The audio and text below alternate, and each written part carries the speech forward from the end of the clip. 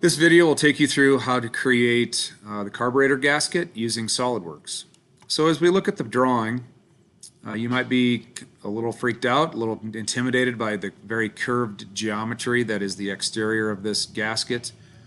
But what I'm going to do is I'm going to take you through and show you how to simplify this, breaking it down geometrically by starting with the 6 circles that are in the inside of this object. So I'm going to actually place the origin right here. And if you notice, this is a symmetric object, both right and to the left, but also the top and the bottom. So I'm going to start with some construction lines, also known as center lines, to create the center points of our 4 smaller circles. So I'm going to choose my front plane as a sketch plane, and I'm going to use my center line.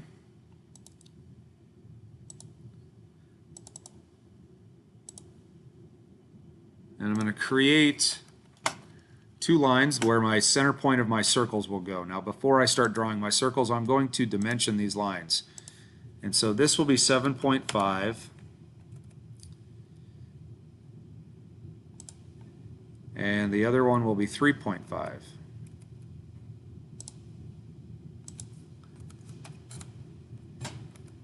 We want these to be symmetric, so what I'm going to do is I'm going to add a symmetric relation. I want this line to be centered on that origin.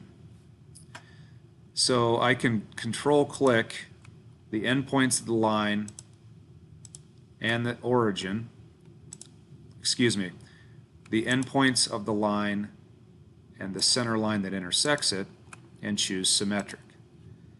So now that is equal distance away. Each point is equal distance away, half of 3.15 from this line. So I can do the same thing here. Control-click, point, center line, point, and choose symmetric. And notice this is the symmetric relation symbol. This is now fully defined, and I can place my 4 small circles on these endpoints.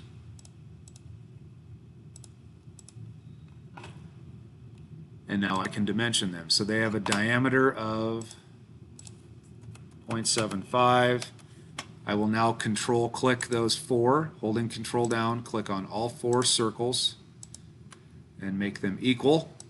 So now they are all the same diameter, fully defined. The sketch is fully defined.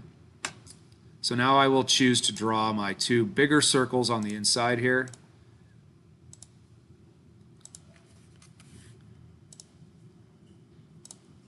That dimension is 2.75.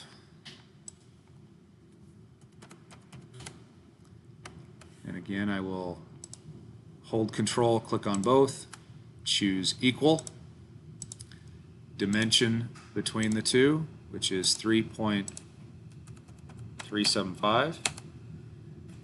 Notice that they are still blue.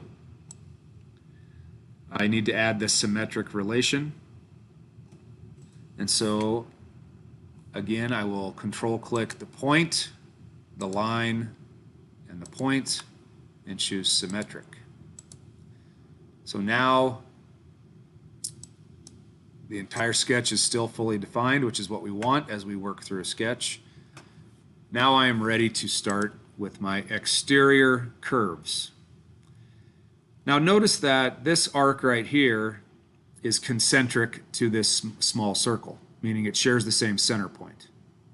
This arc is concentric to the big circle here, and this arc is concentric. So as you work your way around, they're all concentric. Every outside arc is concentric.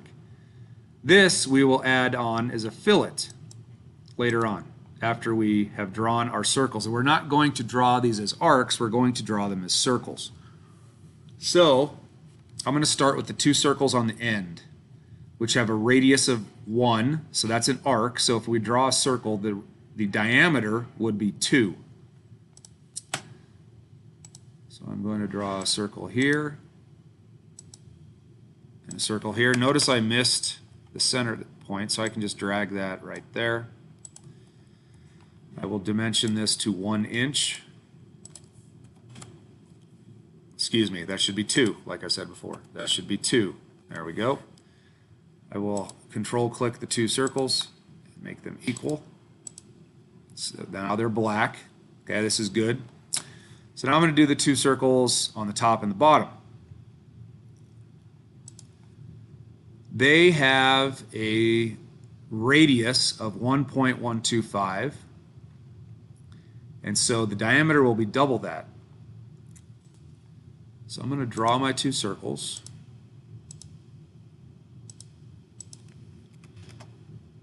And when I do my dimensioning, I'm actually going to show you, you can use your dimension spin box here as a calculator. So we know the radius is 1.125, and so the diameter would be 1.125 times 2. I can actually type that in, times 2, and hit enter, and it will give me, it will do the multiplication and add and create that figure. So the diameter is really 2.25.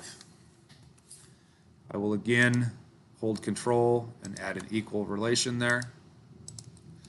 So lastly, all we need to do is add in the bigger arcs that are concentric to these circles.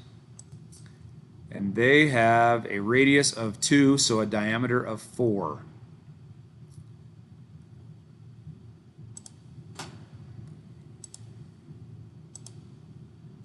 I'll bring this out,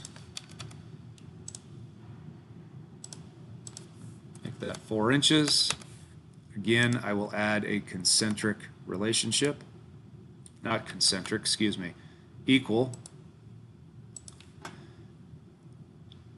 And now you can see that we, other than the arcs that should connect these circles, we have everything that we need.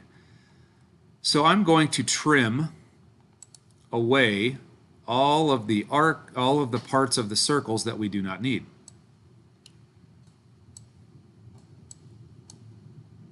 Be careful not to trim away the center lines. We want to keep those. Oh, and I already did that.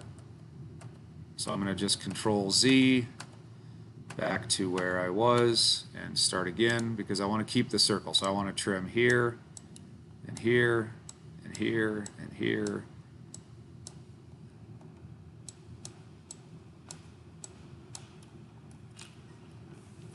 As you trim, you may end up, the dimensions may go away, and that's okay. We can add the dimensions on again.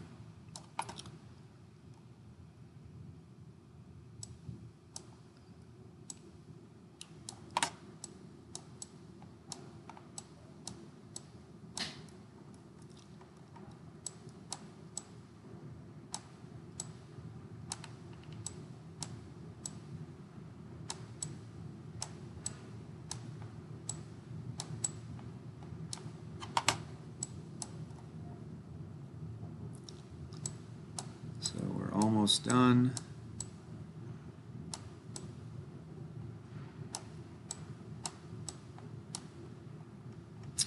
This line, it doesn't look like it trimmed, but that is actually this dimension arc, and I'll show you how to move that to.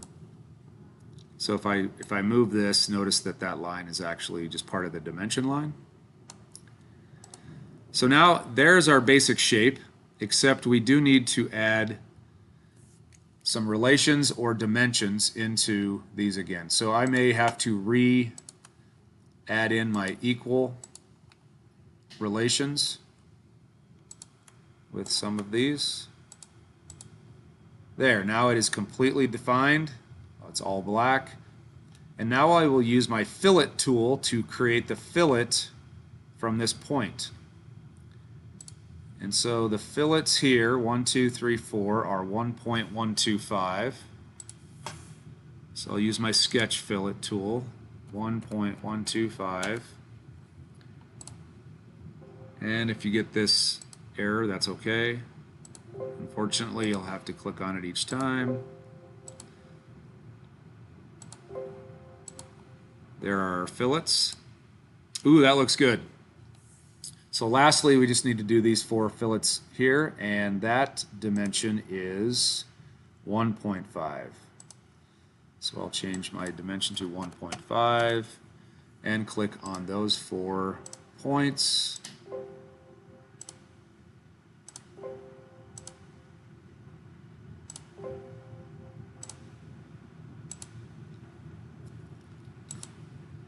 And we have our object. It's fully defined, so now I can extrude. Our extrude distance is 0.25 inches, either direction, 0.25. And we have a material of rubber. So I will go to my material, and rubber is in my default list, so I will choose there, rubber, and you are done.